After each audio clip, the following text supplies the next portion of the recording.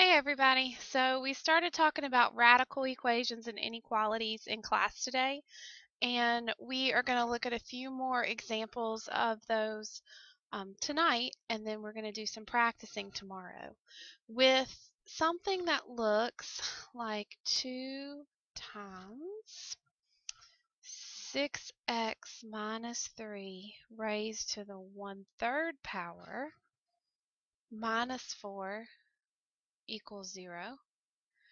We are going to treat this just as if it was a radical. There are some of you who want to rewrite this. If it makes you feel better to rewrite it using the radical, please do. However you want to consider this situation, we are going to have to isolate the radical and then raise to a power to get rid of it. The only difference is on the problems we worked in class, we only had square roots. Now we have a cubed root. So first we want to add our 4, and so that gives me 2 times 6x minus 3 to the 1/3 power equals 4. We divide both sides by 2, still trying to isolate our radical. So 6x minus 3 to the 1/3 equals 2. Now, if you're somebody who wants to see it in this direction, we have 2 times the cubed root of 6x minus 3 equals 4, and then we're still dividing by 2. However you look at it, we have to get rid of a cubed root right now. To get rid of a square root, we squared everything. So in order to get rid of a cubed root, we are actually going to cube both sides. We are raising this to the third. If you remember our exponents, even if you did that as 3 over 1, you're going to get an exponent of 3 over 3, which allows us to just have the 6x minus 3. But what you do to one side, you have to do to the other. And so we get 6x minus 3 is equal to 8. Don't put 6. We get 6x equal to 11, and divide both sides by 6. X is going to equal 11 over 6. And honestly, that's the best way to write a 6 because they have long repeating decimals. If we want to go back to our original equation, because I shouldn't have circled that yet, we haven't checked it. We first have to check with all radical equations. I'm going to get a different color so we can see it. If we check, we have 2 times 6 times our 11/6 minus 3 to the 1/3 minus 4 equals 0. So 2 times, if we clean up in here, 6 times a 1/6 is just going to give you 1. So 6 times 11/6 is going to give you 11. 11 minus 3 is 8 to the 1/3.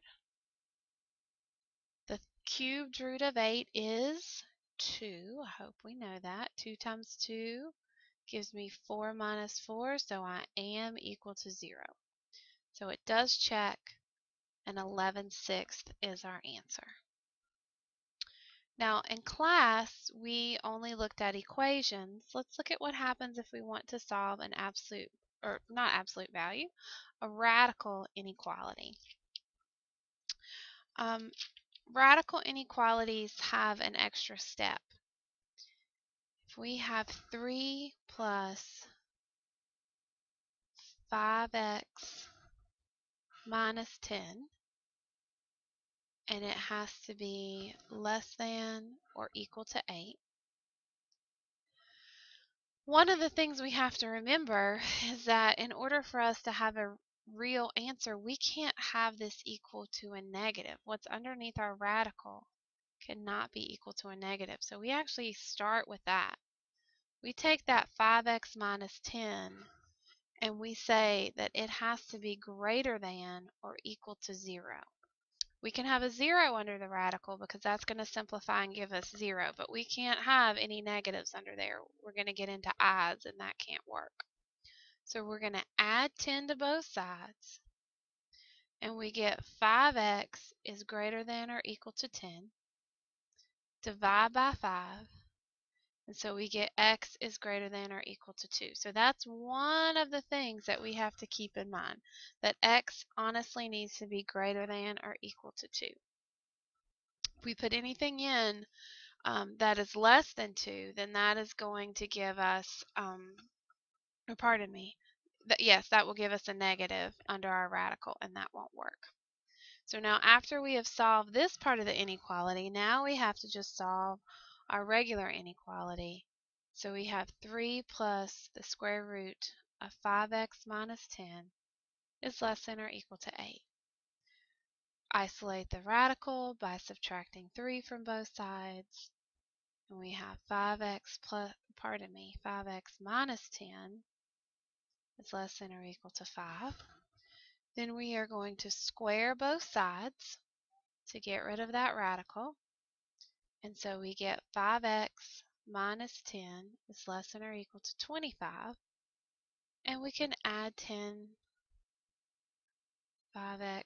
We don't have to flip the inequality sign. The only time we flip the inequality is when we multiply or divide by a negative. So we have x is less than or equal to 7. So what we actually do at this point is we are going to check all of the areas on the number line that we have sectioned off here. We have 0, 1, 2, 1, 2, 3, 4, 5, 6, 7, and then obviously after 7 it's going to come 8. So we have 2 sections. We're saying that anything less than 2 is not going to work.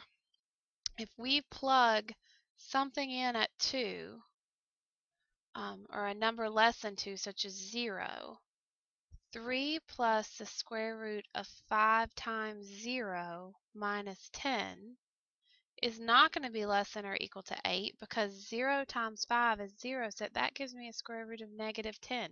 That can't happen. Not a real answer. So we're going to have to get rid of that. That area of the number line is not going to work. The next area is we know that it needs to be greater than 2 but less than 7. So we can choose any number at all between 2 and 7 to try. So if this is 2, 3, let's try 4.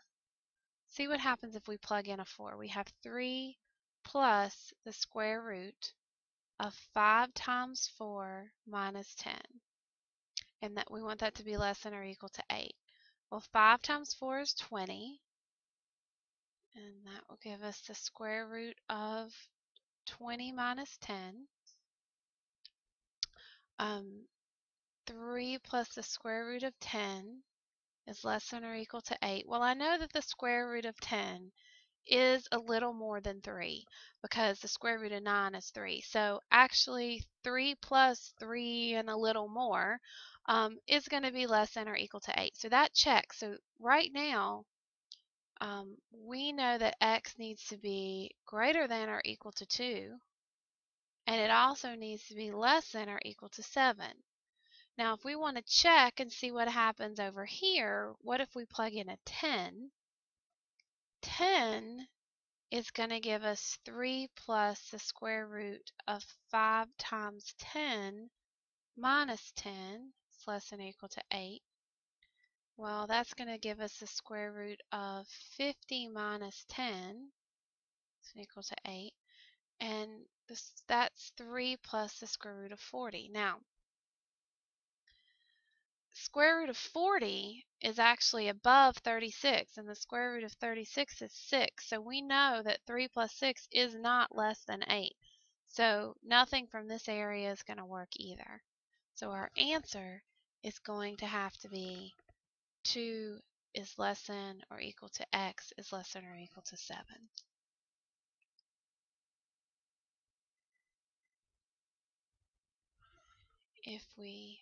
Let's try another one of those inequalities. Let me write it in a different color.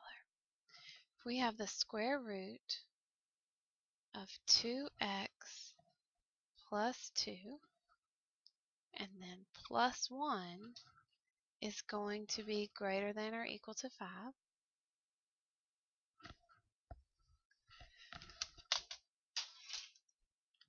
The first thing we're going to do is solve this saying, what does this have to be? This has to be greater than or equal to 0. So we have 2x plus 2 has to be greater than or equal to 0.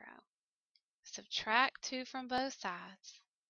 I get 2x is greater than or equal to negative 2.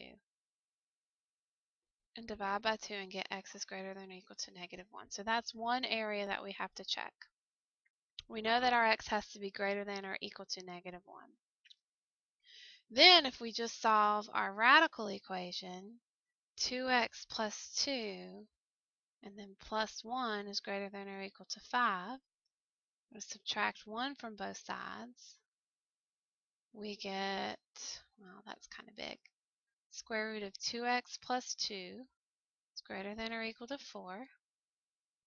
We're going to square both sides, and we get 2x plus 2 is greater than or equal to 16.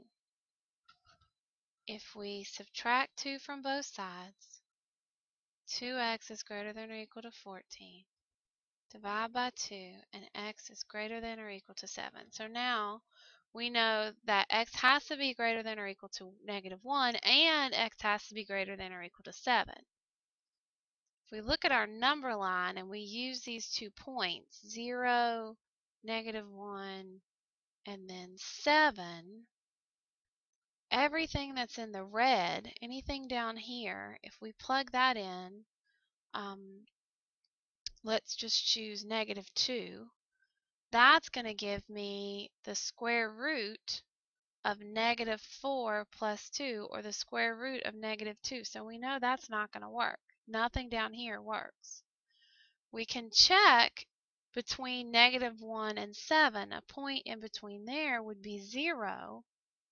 But if we plug in a 0, we get the square root of 2 times 0 plus 2 plus 1 is greater than or equal to 5. Well, this would just give us the square root of 2 plus 1 is greater than or equal to 5. Well, that's not going to work because the square root of 2 we should all have memorized is like 1.41 something.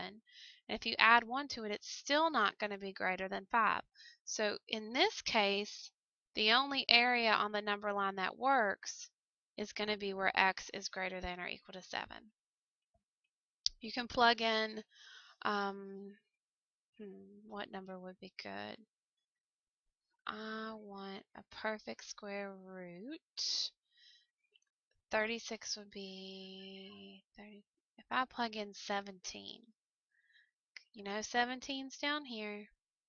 The square root of 2 times 17 plus 2, and then plus 1 has to be greater than or equal to 5. Well, that's going to give me the square root of 34 plus 2 plus 1 is greater than or equal to 5. Well, that's the square root of 36 plus 2. Or sorry, not plus 2. I already added 2. The square root of 36 plus 1 is greater than or equal to 5. And that's just 6 plus 1 is greater than or equal to 5. So that is true. So x has to be greater than or equal to 7. I'm going to stop there because I'm almost out of time. Have a great day.